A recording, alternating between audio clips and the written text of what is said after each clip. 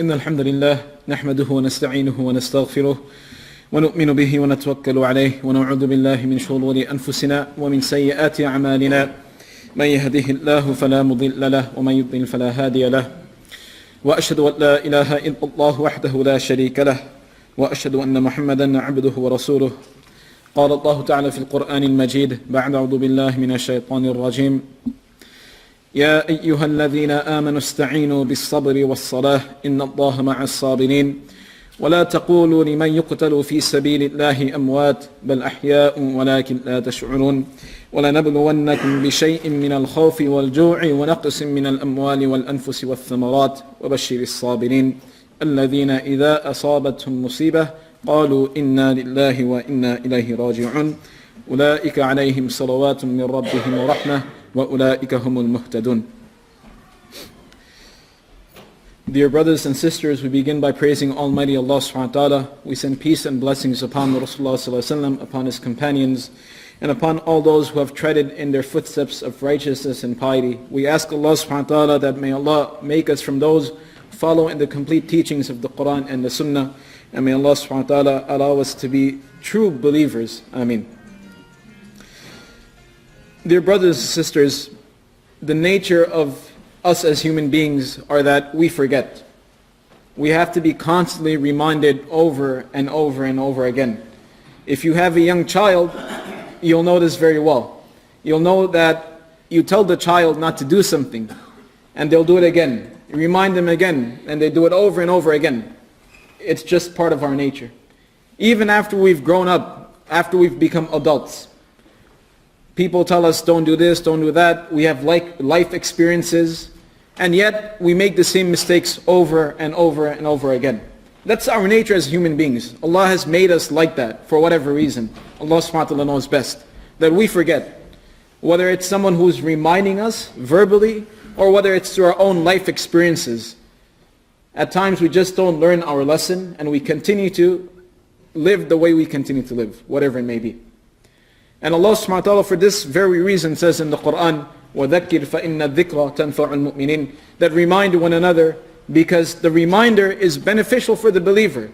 Because when a Muslim hears the reminder, when a Muslim hears this message again, when they are reminded of Allah subhanahu wa ta'ala, of the purpose of this life, of the temporary nature of this world, they benefit from it. They take that advice sincerely. They internalize it. They think about it, they contemplate over it. So it's beneficial. Whereas a person who doesn't even believe in Allah subhanahu wa ta'ala, a person who doesn't believe in the hereafter, you remind them of this message, it's not going to benefit them. In fact, it'll aggravate them, it'll annoy them, it'll frustrate them. So therefore Allah subhanahu wa ta'ala says, وَذَكِّرْ فَإِنَّ الذِّكْرَ تَنْفَعُ الْمُؤْمِنِينَ, that remind one another because the reminder is beneficial for the believer. And as we mentioned, that these reminders can either be from someone else, and at times they are natural experiences, they're life experiences, which are intended to be a reminder for us. When a person passes away, it's a reminder for us.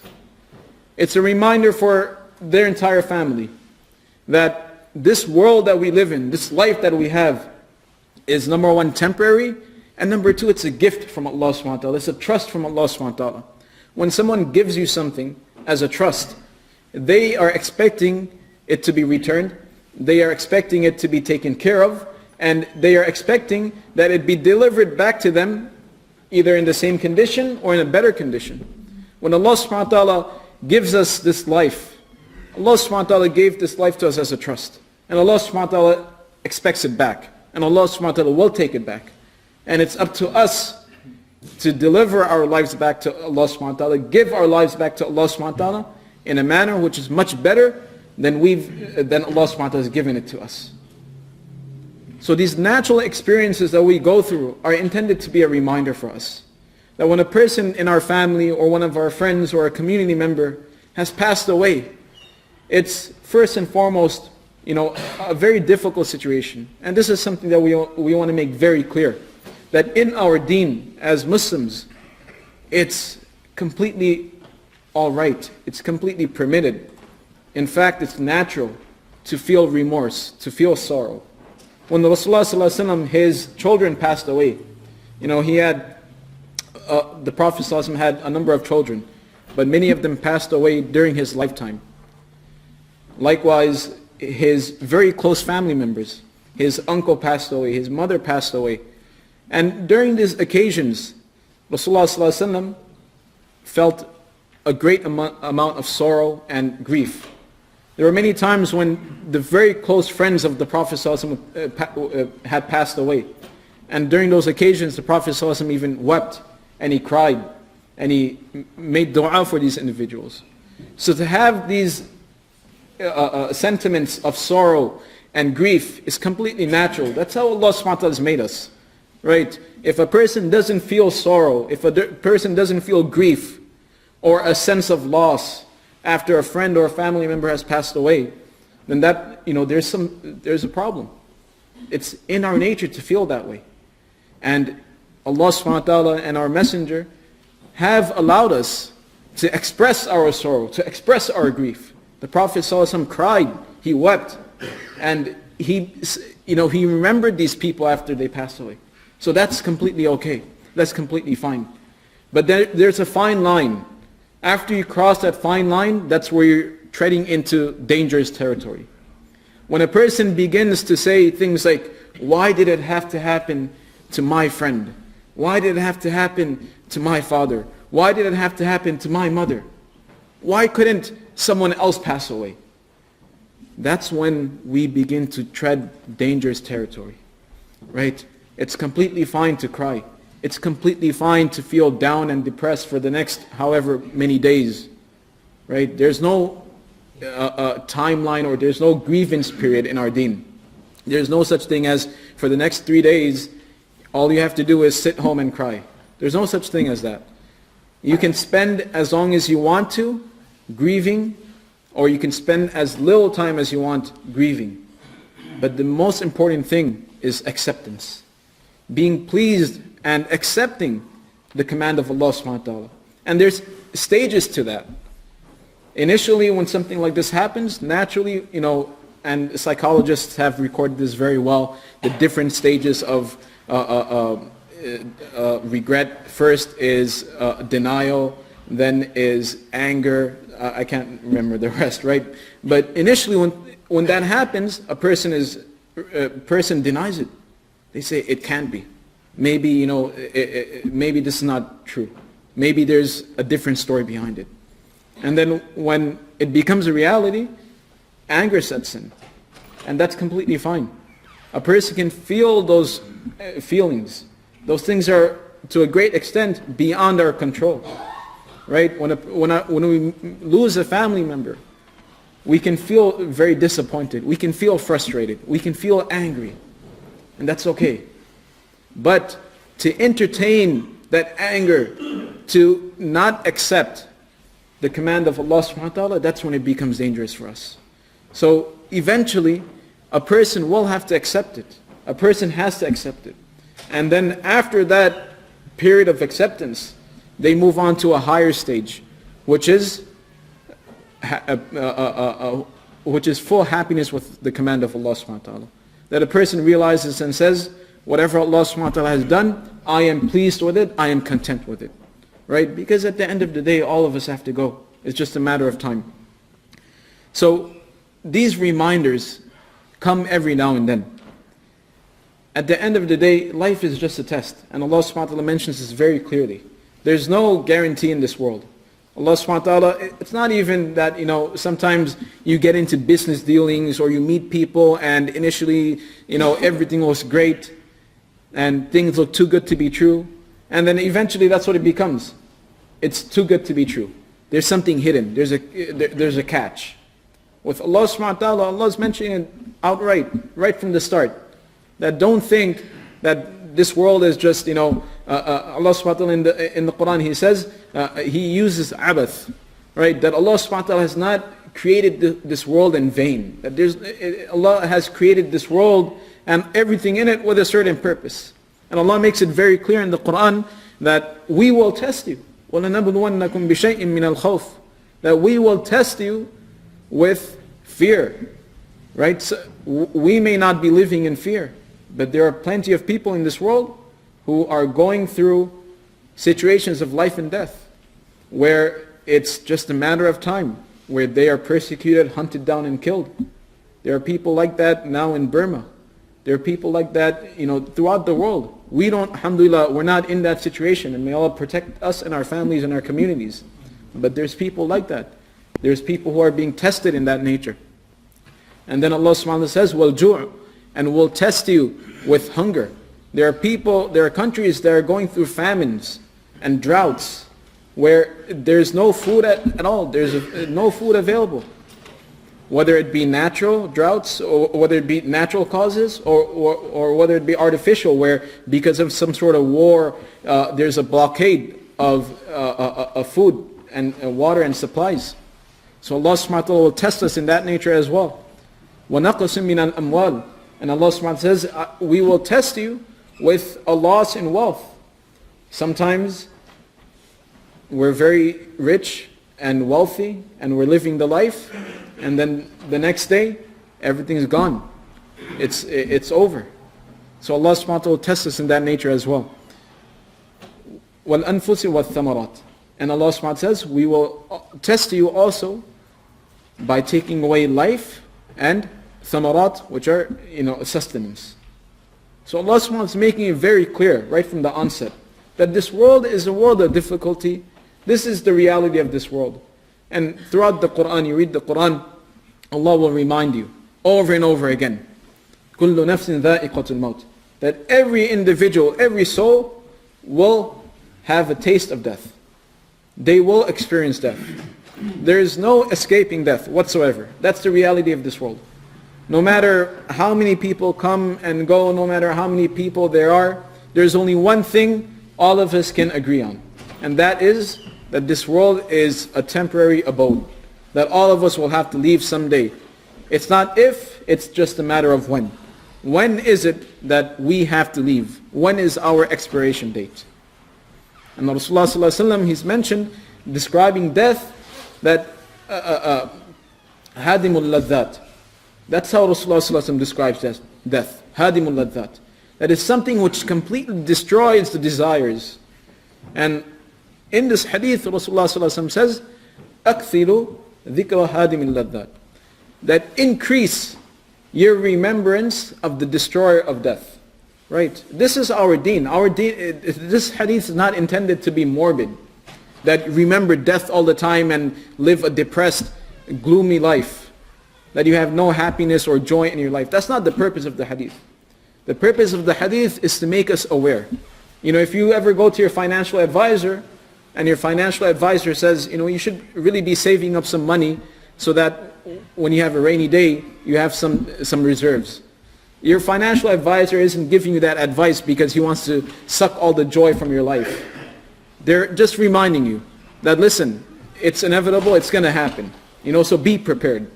So Rasulullah sallallahu alaihi wasallam, when he's saying that remember and remind yourself of death, that's what it is. It's not intended to say that don't enjoy your life. What the intention behind it is to remind us that be ready for it, be prepared for it. Because death can come anytime, anywhere, any place. Right? It doesn't mean that if you go into a certain country, or you go into a certain place, or until you've reached a certain age, or if you have a certain amount of income, that you're immune to death. Death can strike anywhere, anytime, any place, anyone. Whether it be a young child or whether it be an elderly individual. Death does not discriminate. So Allah subhanahu wa ta'ala and Rasulullah sallallahu alaihi wasallam, they've reminded us over and over again in the Quran, and Rasulullah sallallahu alaihi wasallam has reminded us in the hadith. And that was the nature of the Prophet sallallahu alaihi wasallam. The nature of the Prophet sallallahu alaihi wasallam was, if you spent time with the Prophet sallallahu alaihi wasallam, you would be reminded of the hereafter. And obviously, in order to get to the hereafter, you have to go through that passage, which is death. So it ultimately brings us to the question that we have these reminders, whether it be in the Quran when we're reciting it, whether it be the hadith of Rasulullah sallallahu alaihi wasallam, whether it be a natural experience where someone in our family or friend has passed away. What are these reminders reminding us of? They're reminding us of a number of things. That this world, this life that we have is temporary. It's a gift. And most importantly, that we have to return to Allah subhanahu wa ta'ala. So therefore, what have we prepared for our meeting with Allah subhanahu wa ta'ala? That's the purpose of all these reminders. That when Rasulullah sallallahu alaihi wasallam saying that remind yourself abundantly of death, for what? Because we have to meet Allah subhanahu wa ta'ala. Whether we want to or not, as Muslims, it's, a Muslim is someone who yearns and longs to meet Allah subhanahu wa ta'ala. They don't yearn and long for death. They yearn and long to meet Allah subhanahu wa ta'ala, and death is just, it's by the way. It has to come, right? So a Muslim is a person who wants to meet Allah subhanahu wa ta'ala. They want to meet their Lord. Again, it doesn't mean they want to die, because as human beings, we're naturally adverse to death, but it's just something that has to happen. And when it happens, then we look forward to meeting Allah subhanahu wa ta'ala. But now the most important question is, when we're meeting Allah subhanahu wa ta'ala, what have we prepared? What are we going to stand before Allah subhanahu wa ta'ala with? And that's the main question. That's what we need to, that's the lesson we have to take every time we are reminded of these situations. There's three things that a person leaves behind when they pass away. The first is their wealth and their possessions.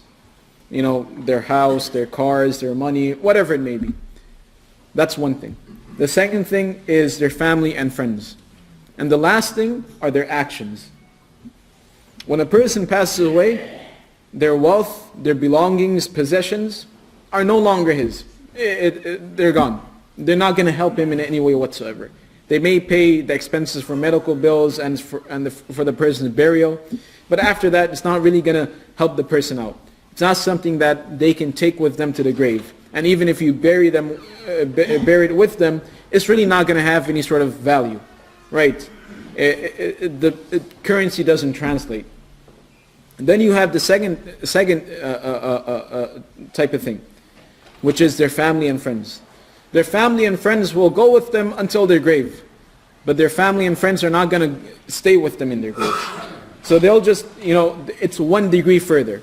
They'll transport the body, they'll stay there, they'll comfort the family and the friends, but after that, they have to leave at some point. And the only thing that remains are their actions. And that's what we take with us. After we've passed away, the only thing we take with us is our actions. It's not our wealth, it's not our family, it's not our friends, it's not our status, our reputation. The only thing we take with us are our actions. And Rasulullah sallallahu alaihi wasallam regarding this mentioned a very beautiful hadith narrated by Anas radiallahu anhu. He says, قال Rasulullah sallallahu alaihi wasallam, سبع يجري للعبد أجرهن وهو في قبره بعد موته.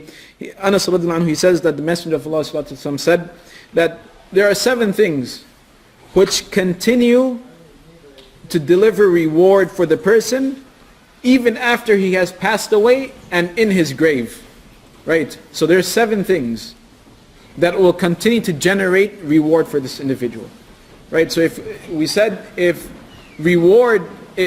actions are the only things that we take with us, then obviously we want to make sure that we have a lot of good actions.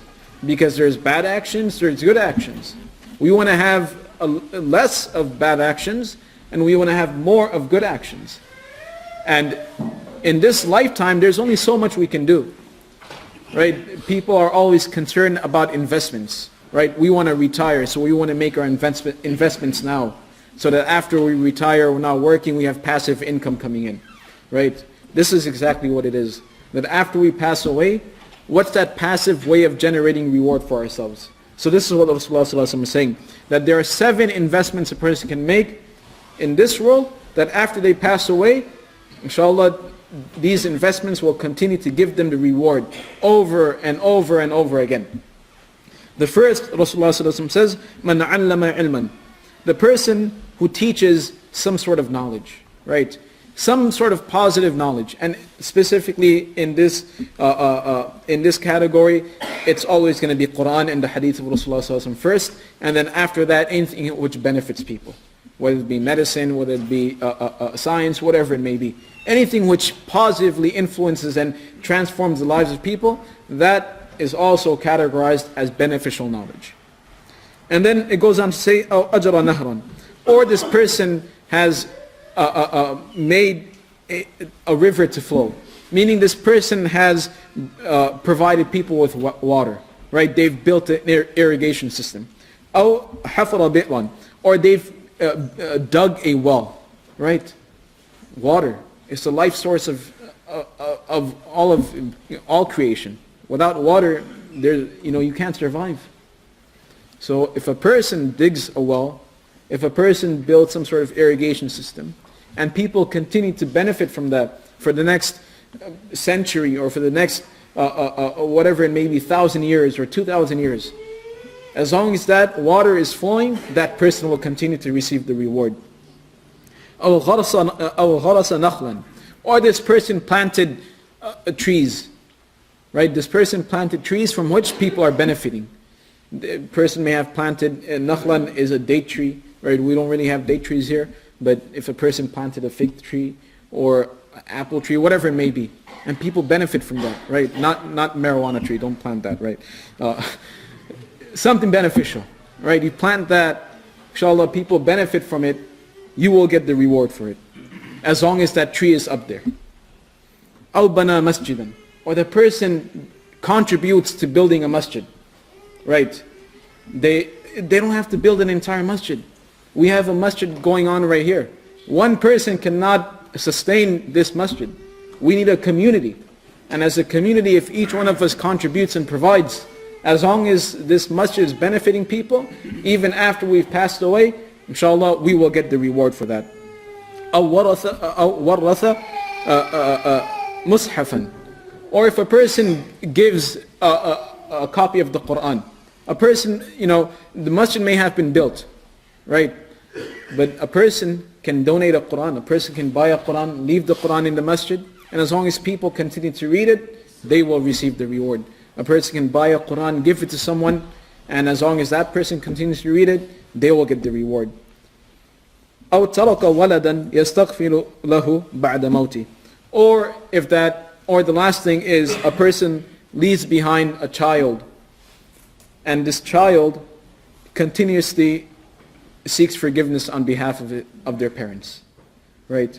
That every time your progeny, your offsprings, your children, you've raised them in a way where they fear Allah subhanahu wa ta'ala, you've raised them in a way where they are practicing Muslims, and they make dua for you after you've passed away. After each salah they make dua for you. All this, you're getting the reward for it. Whatever you've taught your children, right? And this is why it's so important that we place so much emphasis on the secular education, and that's fine, right? We need to, but at the same time we need to also place the same amount of emphasis on the Islamic upbringing and education of our children, because everything that we teach them, it may not be directly us teaching them, but indirectly where we send them to institutions or schools, right? Everything they learn, we get rewarded for that. Even after we've passed away, every time they're praying their salah, they're reciting the Quran, all this, we're getting the reward for it. So these are 7 things which a person can do to invest for themselves in the hereafter, where they'll continuously generate reward, so that when that time comes where we have to meet Allah subhanahu wa ta'ala, we are not meeting Allah subhanahu wa ta'ala empty-handed. We are meeting Allah subhanahu wa ta'ala with something to present, so that inshallah Allah will be pleased with us. So may Allah subhanahu wa ta'ala allow us to prepare for the hereafter and be involved in every single one of these 7 things. May Allah subhanahu wa ta'ala bless us with pious offsprings and progenies and children. Ameen. And may Allah subhanahu wa ta'ala allow us to leave this world with strong iman and the kalima on our lips. Ameen. بارك الله لنا ولكم في القرآن المجيد ونفعنا وإياكم بالآيات وذكر الحكيم أستغفر الله لي ولكم ولسائر المسلمين فاستغفروا إنه هو الغفور الرحيم إن الحمد لله نحمده ونستعينه ونستغفره ونؤمن به ونتوكل عليه ونعوذ بالله من شرور أنفسنا ومن سيئات أعمالنا من يهده الله فلا مضل له ومن يضلل فلا هادي له ونشهد أن لا إله إلا الله وحده لا شريك له ونشهد أن محمدا عبده ورسوله قال الله تعالى في القرآن المجيد بعد أعوذ بالله من الشيطان الرجيم إن الله وملائكته يصلون على النبي يا أيها الذين آمنوا صلوا عليه وسلموا تسليما اللهم صل على محمد عبدك ورسولك وصل على المؤمنين والمؤمنات والمسلمين والمسلمات وبارك على محمد وأزواجه وذريته قال النبي عليه الصلاة والسلام أرحم أمتي بأمتي أبو بكر وأشدهم في أمر الله تعالى عمر وأصدقهم حياء عثمان وأقضاهم علي وفاطمة سيدة نساء أهل الجنة والحسن والحسين سيدا شباب أهل الجنة وحمزة أسد الله وأسد رسوله رضوان الله تعالى عليهم أجمعين.